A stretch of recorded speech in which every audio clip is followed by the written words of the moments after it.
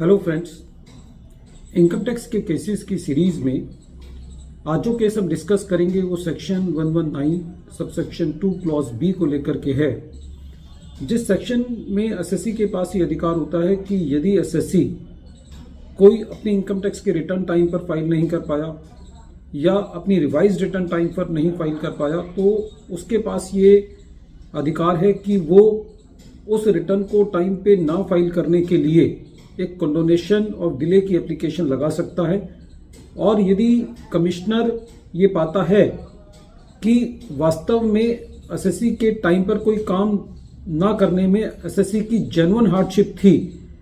तो उस केस में एसएससी को कंडोनेशन अलाउ की जानी चाहिए। ये एक जनरल सिद्धांत है, लेकिन केसेस में ये देखने को मिलता है कि जब कभी भी कंडोनेशन की एप्लीकेशन एसएससी लगाता है तो उसको एक सिंपल लाइन लिख करके उसकी एप्लीकेशन को रिजेक्ट कर दिया जाता है कि एसएससी की जेन्युइन हार्डशिप एसएससी शो नहीं कर पाया, इसलिए एसएससी की एप्लीकेशन रिजेक्ट की जाती है। प्रेजेंट केस में बॉम्बे हाई कोर्ट के सामने एक इशू था कि यदि एसएससी का कोई टैक्स नहीं बनता और एसएससी ने वो टैक्स जमा कर दिया है तो क्या इस चीज को भी जेन्युइन हार्डशिप माना जाएगा कि एसएससी रिवाइज रिटर्न फाइल करके अपने रिफंड को लेना चाहता है। यही issue honourable Bombay high court ने अपने present case KS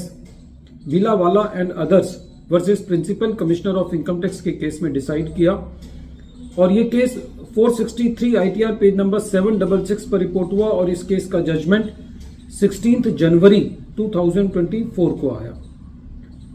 present case assessment year 22-23 से रिलेटेड है। एसएससी ने अपनी इनकम टैक्स की रिटर्न फाइल करी। उस रिटर्न के अंदर एसएससी को कंपनसेशन मिला था और उस कंपनसेशन को एसएससी ने अपनी टैक्सेबल इनकम में इंक्लूड कर लिया। एसएससी का रिटर्न रिवाइज का टाइम निकल चुका था और उसके बाद एसएससी को यह पता चला कि जो एसएससी को कंपनसेशन मिला है right to fair compensation and transparency in land acquisition rehabilitation and settlement act 2013 के मुताबिक वो कंपनसेशन टैक्सेबल नहीं है। लेकिन एसएससी जब अपनी रिवाइज रिटर्न फाइल करने लगा तो एसएससी को ये पता चला कि एसएससी की रिवाइज रिटर्न का टाइम निकल चुका है।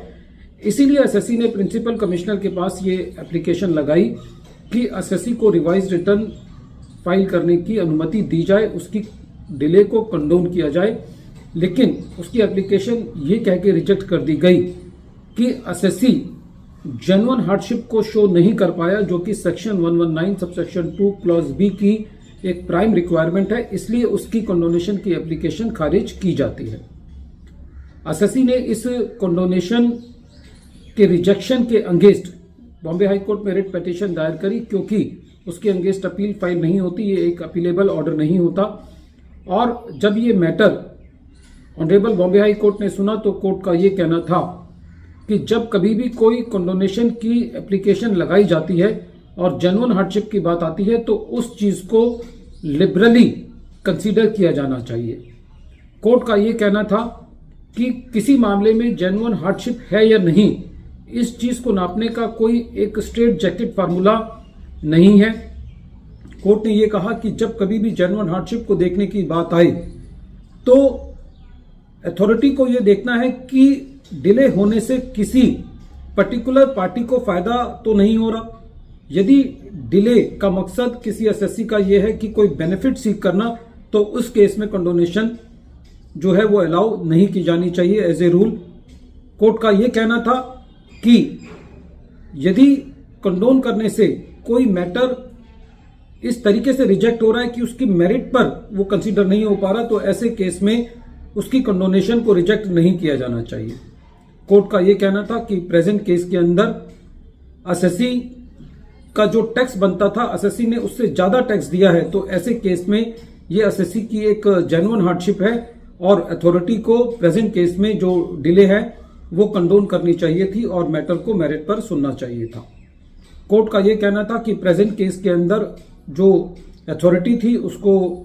डिले जो है वो कंडोन करनी चाहिए थी और फिर मैटर को एग्जामिन करना चाहिए था कि उसका टैक्स बनता है या नहीं बनता, लेकिन खाली एसएससी का रिफंड बनता है तो इस बिना पर यह नहीं कहा जा सकता कि एसएससी उस डिले से